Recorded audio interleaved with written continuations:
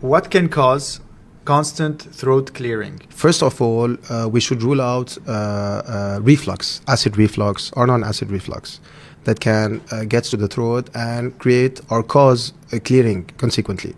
Second of all, postnasal drip. So secretions dripping from the back of the nose to the throat can trigger also a throat clearing, of course.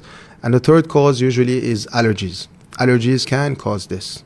And some side effects of medicine. By itself, throat clearing is not a serious condition, but we should see what led to this.